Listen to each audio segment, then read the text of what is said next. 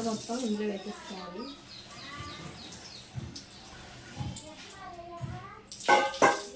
ఇప్పుడైతే ఒకసారి మిక్స్ చేసుకొని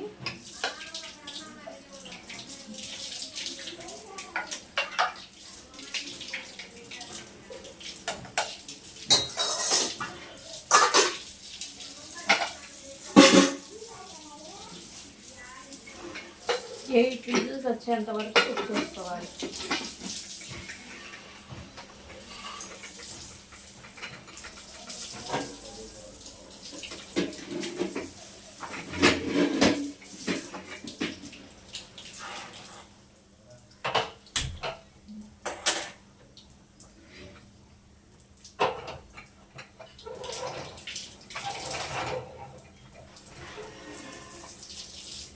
ఎయిట్ విజిల్స్ వచ్చేంత వరకు బీఫ్ని అయితే ఉడకబెట్టుకోవాలి. ఇదైతే ఫస్ట్ విజిల్.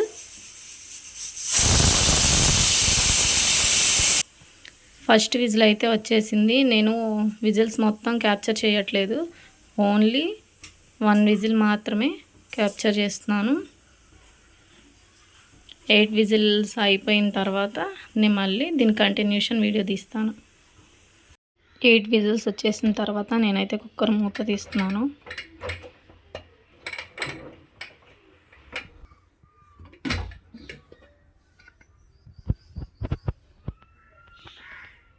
చూసారా, మనం వేసిన ఆయిల్ అంతా పైకి ఎలా వచ్చిందో. నాకైతే మంచి ఎరోమా స్మెల్ అయితే వస్తుంది. చూద్దాం.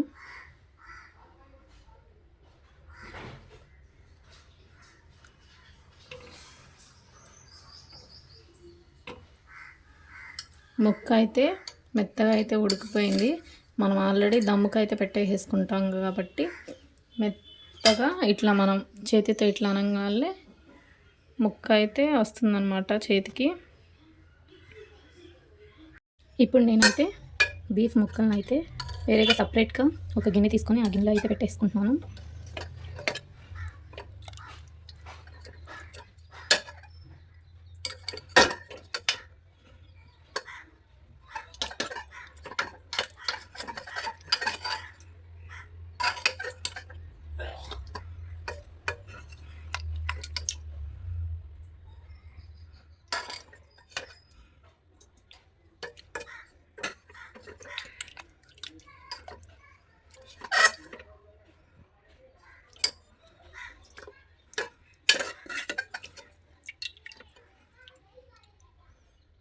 కొద్దిగా కూడా వాటర్ లేకుండా ఓన్లీ ముక్కలు వచ్చేంత వరకు ముక్కలను అయితే సపరేట్ చేసుకోవాలి.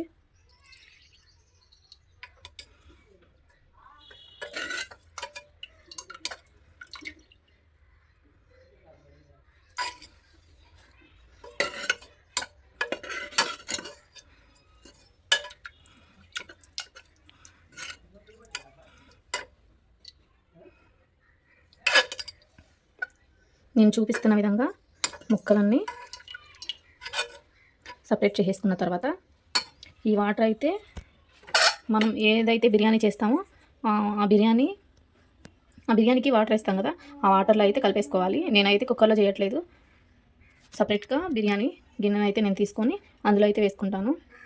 దానికంటే ముందుగానే మనం బాస్మతి రైస్ని అయితే నానబెట్టుకోవాలి. నార్మల్గా మేమైతే మాకు 1 కేజీ అయితే సరిపోతుంది. సో మేము ఇది 4 మెంబర్స్ కాబట్టి మాకు 1 కేజీ అయితే కరెక్ట్గా క్వాంటిటీ కూడా సరిపోతుంది. కాబట్టి నేనైతే ఈ గ్లాస్తో 2 గ్లాసుల బాస్మతి రైస్ అయితే తీసుకున్నాను. ఆల్రెడీ 1 గ్లాస్ పోసాను, చూపిద్దామని 2వ గ్లాస్ కూడా పోస్తున్నాను అనమాట. శుభ్రంగా 4 టైమ్స్ వాష్ చేసి పక్కన పెట్టేసుకోవాలి. 1 గంట ముందే నేనైతే బాస్మతి రైస్ అయితే నానబెట్టుకుంటున్నాను. నేనైతే అరగంట ముందే బాస్మతి రైస్ అయితే మంచినీళ్ళు పోసుకొని కడిగి నానబెట్టుకున్నాను. ఇప్పుడైతే బిర్యానీ ప్రాసెస్ చూద్దాం. ఒక 3 టేబుల్ స్పూన్ ఆయిల్ వేసుకోవాలి.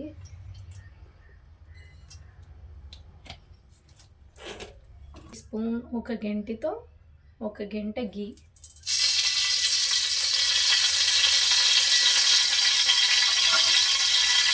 కట్ చేసి పక్కన పెట్టుకున్న ఆనియన్స్, కొత్తిమీర, పుదీనా, టమాటాలు, పచ్చిమిర్చి.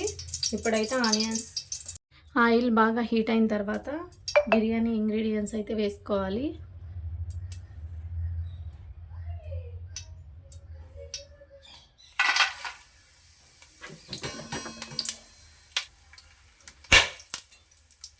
దీంతో పాటు బిర్యానీ ఆకు. ఇప్పుడైతే సన్నగా కట్ చేసిన ఆనియన్స్, పచ్చిమిర్చి, టమాటా, కొత్తిమీర, పుదీనా, ఆనియన్స్ అయితే వేసేసుకోవాలి.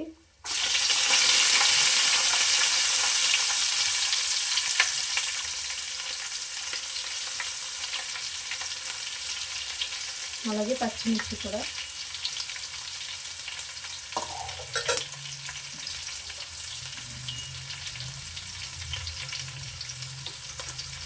గోల్డెన్ బ్రౌన్ కలర్ వచ్చేంత వరకు ఫ్రై చేసుకోవాలి. దాన్ని హై ఫ్లేమ్లో పెట్టుకొని ఫ్రై చేసుకోవాలి. పచ్చివాసన పోయేంత వరకు ఫ్రై చేసుకోవాలి. జింజర్ గార్లిక్ పేస్ట్ అయితే వేసుకుంటున్నాను నేను.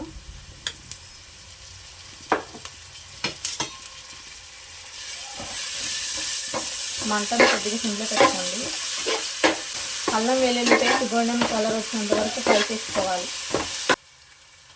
అల్లం వెల్లుల్లి పేస్ట్ వేగిన తర్వాత సన్నగా కట్ చేసిన టమాటాలు అయితే వేసేసుకుంటున్నాను.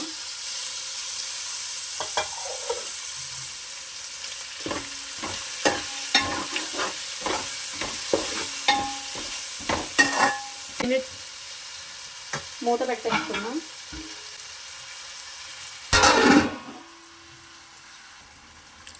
ఇప్పుడైతే ఒకసారి మూత తీసుకొని చూద్దాం. ఇట్లయితే టమాటాలు అయితే బాగా మగ్గిపోయాయి. ఇప్పుడైతే ఒక 2 టేబుల్ స్పూన్ పెరుగు వేసుకుందాం.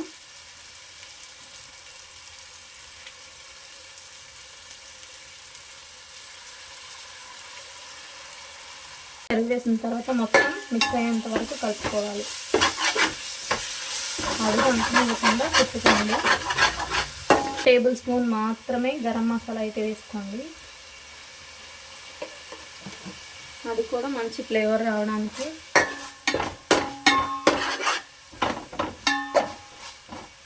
ఇప్పుడైతే మటన్ కొద్దిగా హై ఫ్లేమ్లో పెట్టుకొని మనం ఆల్రెడీ కట్ చేసి పక్కన పెట్టుకున్న పుదీనా అలాగే కొత్తిమీర వేసేసుకొని మంచిగా మిక్స్ చేసుకోవాలి.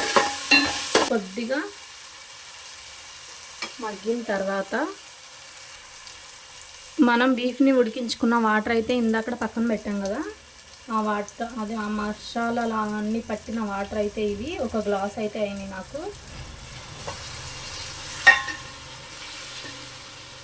నేను అవి మొత్తం వేసేసుకున్నాను.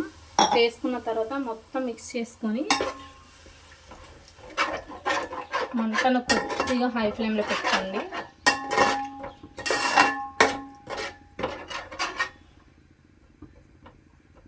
ఒక 2 మినిట్స్ పాటు ఉడకనిద్దాం. ఇప్పుడైతే 5 మినిట్స్ అయితే అయిపోయింది. ఒకసారి మూత తీసుకొని చూద్దాం.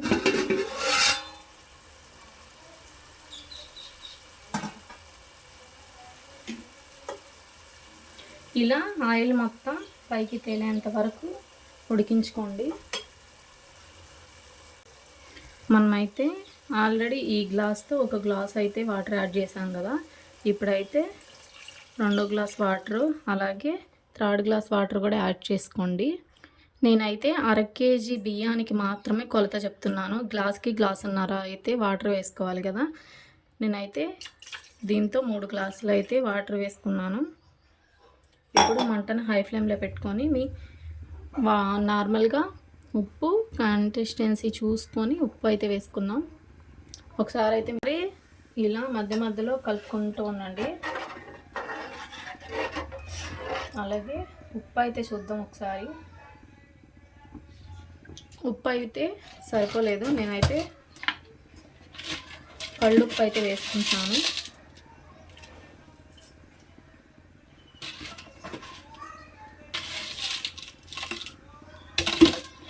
ఇలా కలుపుకుంటూనే ఉండండి, ఎందుకంటే మనం వేసింది కళ్ళుప్పు కాబట్టి అప్పుడే కరగదు.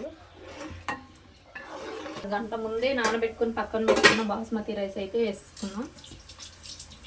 ఇప్పుడు నేనైతే జల్లెబుట్టలో వేసుకొని వాటర్ ఏం లేకోకుండా రైస్ మాత్రమే వేసుకుంటున్నాను.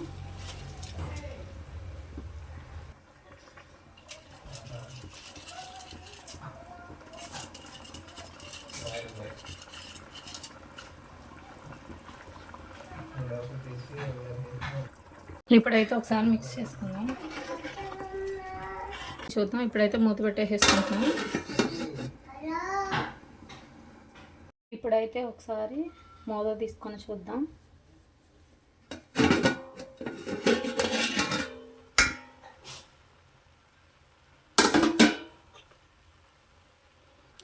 రైస్ అయితే ఇలా కుక్ అయిపోయిన తర్వాత మనం ఏవైతే బీఫ్ ఉడికించి పక్కన పెట్టుకున్న ముక్కలు ఉన్నాయి కదా, అవైతే వేసేసుకుందాం.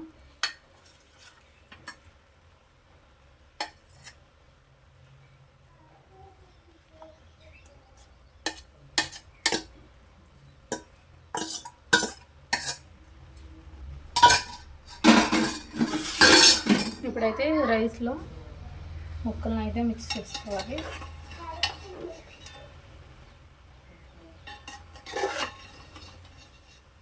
ఇప్పుడైతే లైట్గా కొత్తిమీర పుదీనా అయితే వేసేసుకుందాం.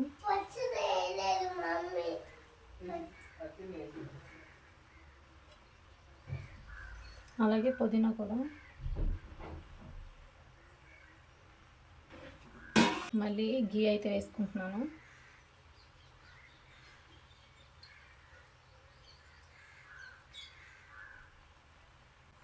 మొత్తం ఒక చోటే కాకుండా అక్కడక్కడ పడేటట్టుగా గీ అయితే వేసుకోండి. 5 minutes మూత పెట్టేసుకున్నాం. ఆవిరి బయటకు పోకోకుండా దీని మీద ఏదైనా బరువు పెట్టుకోవాలి. రైస్ కుక్కర్ గిన్నె ఉంది. ఆ గిన్నెలో వాటర్ పట్టుకొని ఆవిరి బయటికి పోక 10 minutes అయితే కుక్ అయిపోయినట్టే బీఫ్ దమ్ బిర్యానీ. 10 minutes అయిపోయింది. ఒకసారి మనం చూద్దాం.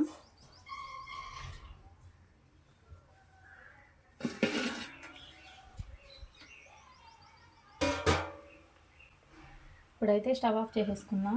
వేడి బీఫ్ బిర్యానీ అయితే రెడీ అయిపోయింది ఫ్రెండ్స్. ఇప్పుడైతే మూత పెట్టేసుకొని పక్కన పెట్టేసి నేనైతే బోన్స్తో సహా తీసుకున్నాను. అలాగే మా సైడ్ అయితే మేము దీన్ని ముడుసు అంటాం. మీరేమంటారో కామెంట్ సెక్షన్లో కామెంట్ చేయండి. బిర్యానీ కంటిన్యూషన్ వీడియోగా నేనైతే గోంగూర బీఫ్ కర్రీ చేస్తున్నానని చెప్పాను కదా, దానికి కావాల్సిన ఇంగ్రీడియంట్స్ పచ్చిమిర్చి, పుదీనా, టమాటా, ఆనియన్స్, కొత్తిమీర మొత్తం అన్నీ వేసేసుకోవాలి.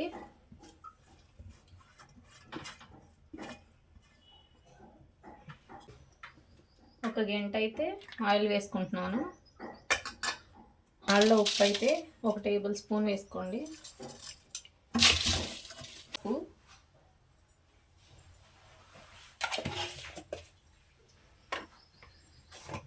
ఈ చిన్న స్పూన్తో నేనైతే 2 టేబుల్ స్పూన్ కారం వేసుకుంటున్నాను.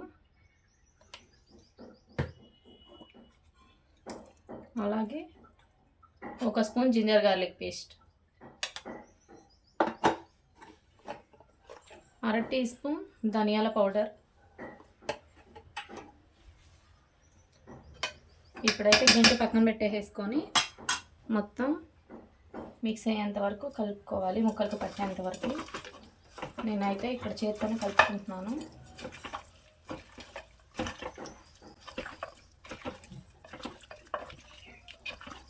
మీకు ఇలా చేతులతో కొంచెం ఇబ్బందిగా ఉంటే గంట తీసుకొని కలుపుకోవచ్చు.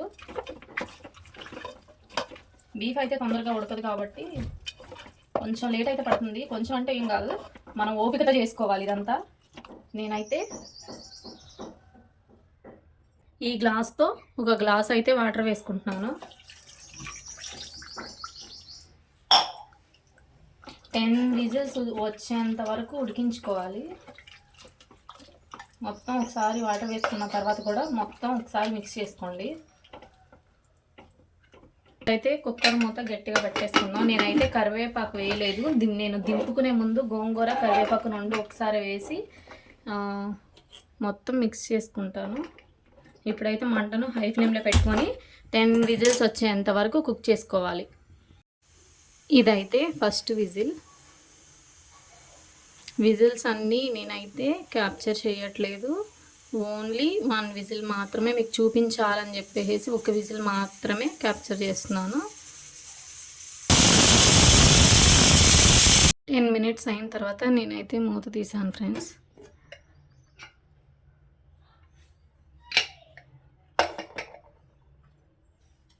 ఇప్పుడైతే మనం కడిగి పక్కన పెట్టుకున్న గోంగూర వేసేసుకోవాలి.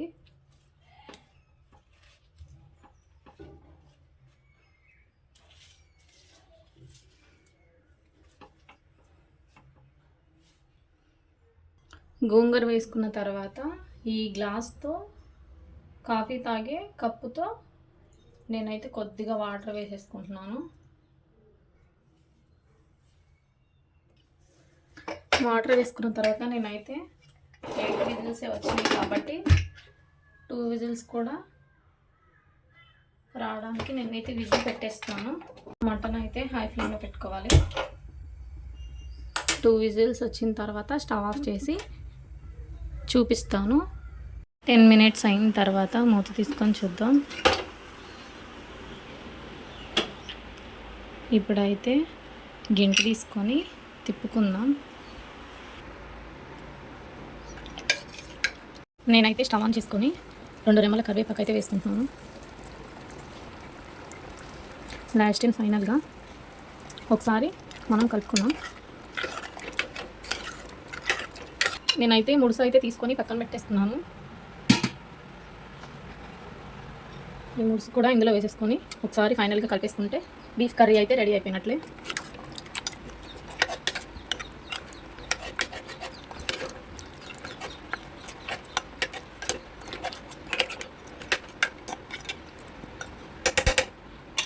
టుడే మా లంచ్ స్పెషల్స్ వచ్చేసి బీఫ్ దమ్ బిర్యానీ, అలాగే గోంగూర బీఫ్ బిర్యానీ. మెతుకులు అంటుకోకుండా పొడి పొడిగా బీఫ్ బిర్యానీ రెడీ అయిపోయింది. అలాగే గోంగూర బీఫ్ కర్రీ కూడా రెడీ అయిపోయింది. సో నేను ఇప్పుడైతే ఫైనల్గా స్టవ్ ఆఫ్ చేస్తున్నాను. ఒకసారి అయితే మీకు చూపిస్తాను చూడండి.